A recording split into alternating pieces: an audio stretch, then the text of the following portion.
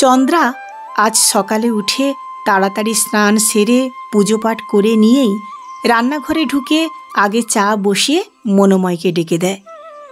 মনোময় ঘোষ হলো চন্দ্রার স্বামী, আর ৮ বছরের মনসিজ ওরফে বাবানের বাবা। দুজনে গল্প করতে করতে চা খেয়ে নিয়ে যে যার কাজে ব্যস্ত হয়ে পড়ে। এখন বাবানের স্কুল ছুটি, তাই একটু বেলা করেই ওকে ডাকা হয়।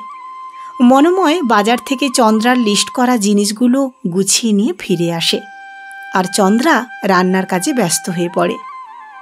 আজ রান্নার অশোকা মাসি ছুটি নিয়েছে, তাই চন্দ্রা নিজের হাতে রান্না করবে। যথাসময়ে মালতী কাজ করতে চলে আসে। আজ মালতীর মুখটা দেখে চন্দ্রা বলে, কি হয়েছে গো মালতী, তোমার মুখটা কেমন গম্ভীর লাগছে? আবার কি বিল্টুর বাবা মানে কানাইয়ের সাথে ঝগড়া হয়েছে? কানাই মারধর করেছে নাকি? তোমায় কতবার বলেছি ওই মদঘোর বদমাইশ লোকটাকে পুলিশের হাতে তুলে দাও, তা তো তুমি শুনবে না। যতই স্বামীর হাতে মার খাও আর যতই অন্যায় অত্যাচার করুক, তবু তাকে মাথায় রাখবে আর বলবে যতই হোক স্বামী তো, তাকে কি পায়ে ঠেলতে পারি? আর কানাই সেই সুযোগ নিয়ে দিনের পর দিন তোমার উপর অত্যাচার করে যাক আর কি। আবার বলবে তো আমায় মারে মারুক, ছেলেকে তো ভালোবাসে। কি আর বলবো মালতী তোমায়, ছেলেকে ভালোবাসে বলে তার 7 খুন মাপ। এতগুলো কথা বলে চন্দ্রা যখন থামে, তখন মালতী বলে, না গো বৌদি, আমার বিল্টুর বাপ ওই নকডাউন থেকে আমার গায়ে আর হাত তোলে নে, একটু সুমতি হয়েছে গো, মদও গেলে না। আসলে কারখানা বন্ধ হয়ে খুব মুষড়ে পড়েছে গো। চন্দ্রা বলে, তাহলে মুখটা এমন কালো করে আছো কেন? মালতী বলে, কই না তো, এই তো কেমন কথা বলছি। চন্দ্রা কিছু আন্দাজ করে চুপ করে যায়। মনোময় স্নান করে খেয়ে দিয়ে অফিস চলে যায়, আর চন্দ্রা রান্নার কাজে মন দেয়। চন্দ্রা জানে মালতীর আত্মসম্মান বোধ খুব বেশি, মরে গেলেও নিজের মান খুইয়ে কিচ্ছু চাইবে না। ওর স্বামীর কথা তো অশোকা মাসি রান্না করতে এসে গল্প করেছে। আসলে ওরা একই পাড়ায় থাকে, তাই জানতে পারে। মালতী কোনোদিন স্বামীর মারধরের কথা নিজের থেকে বলেনি। চন্দ্রা ওকে চেপে ধরতে আমতা আমতা করে বলে, হ্যাঁ গো বৌদি, এই হাতে গালে কালশিটে দাগগুলো বিল্টুর বাপ মেরেছে বলেই হয়েছে। আজ মালতী কাজকর্ম সেরে চলে যাওয়ার সময় চন্দ্রা বলে, মালতী, আজ দুপুরে বিল্টুকে নিয়ে একবার এসো তো, দরকার আছে। আসবে তো? মালতী ঘাড় নেড়ে হ্যাঁ বলে। চন্দ্রা আবার বলে, তুমি যদি বিল্টুকে নিয়ে দুপুরে না আসো তাহলে কিন্তু খুব খারাপ হয়ে যাবে, এই বলে রাখলাম। মালতী হেসে বলে, না গো বৌদি, আসবো আসবো। মালতী বুদ্ধিমতী, সে জানে বৌদি কেন দুপুরে বিল্টুকে নিয়ে আসতে বলেছে। আজ যে বিল্টুর জন্মদিন, বৌদি ঠিক মনে রেখেছে। মালতীর মনে পড়ে গত বছর বৌদি বিল্টুকে নিয়ে আসতে বলেছিল, আর আসার পর ওকে একটা খেলনা গাড়ি দিয়েছিল। সেই প্রথম বিল্টু কারুর থেকে কিছু উপহার পেল।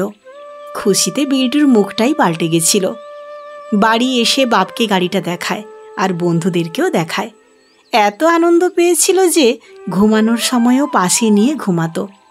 এখনও সেটা যত্ন করে তুলে রাখা আছে, মাঝে মাঝে সেটা নিয়ে খেলা করে। মালতীর আজ মন খারাপ, কারণ আজ যে বিল্টুর 5 বছরের জন্মদিন। জন্মদিনে একটা জামা কিনে দেওয়া তো দূরের কথা, একটু পায়েস পর্যন্ত করে দেওয়ার ক্ষমতা নেই। এই লকডাউনে জমানো যেটুকু টাকা ছিল তা সব খরচ হয়ে গেছে। বিল্টুর বাবারও কারখানা বন্ধ, তাই মালতীর মনটা খারাপ।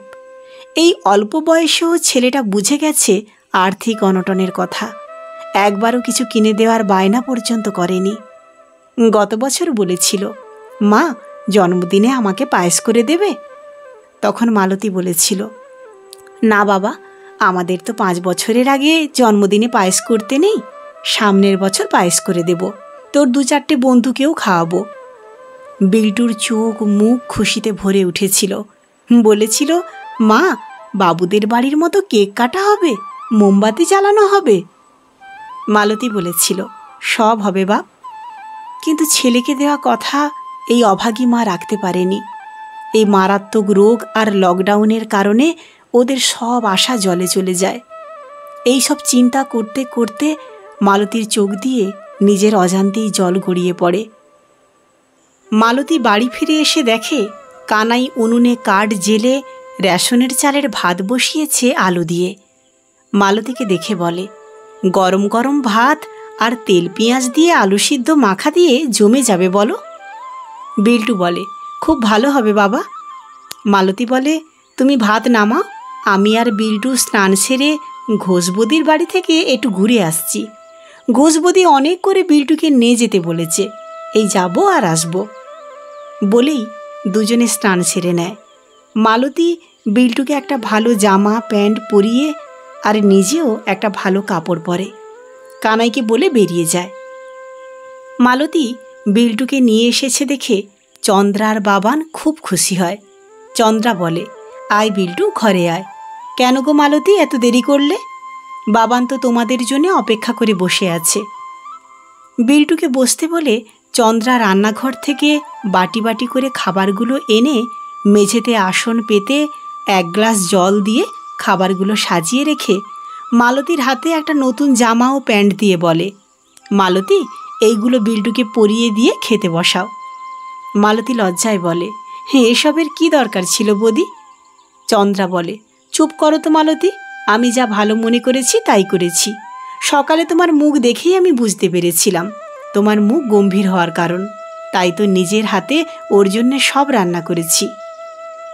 নতুন জামা প্যান্ট পরে বিল্টু আনন্দে ডগমগ করছে আর বারে বারে নিজেকে আয়নায় দেখছে। চন্দ্রা বলে, খেতে বস বিল্টু, তোর দাদা যে তোর জন্যে খেতে পারছে না। বলেই বাবানকেও খেতে দেয়। বিল্টু ঠিকমতো খেতে পারছে না দেখে চন্দ্রা বলে, মালতী, ওকে একটু খাইয়ে দাও না। মালতী বলে, তুমি কত খাবার দিয়েছো বৌদি, ও কি সব খেতে পারবে?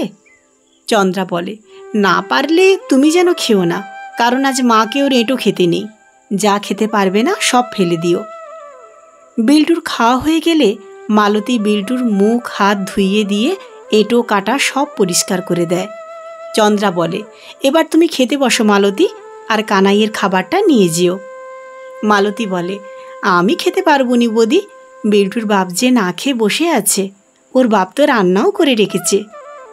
চন্দ্রা বলে, ঠিক আছে, দুজনের খাবারটা তাহলে নিয়ে যাও, আমি সব গুছিয়ে দিচ্ছি।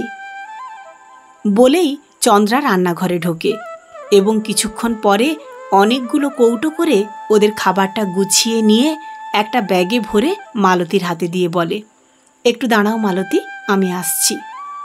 একটু পরেই চন্দ্রা একটা নতুন স্কুলের ব্যাগের মধ্যে খাতা, পেন্সিল ইত্যাদি ভরে দেয় আর একটা টিফিন বক্স ও ওয়াটার বটল নিয়ে বিল্টুর হাতে দিয়ে বলে, এবার তো স্কুলে যেতে হবে দাদার মতো, এগুলো সব তোর কাজে লাগবে।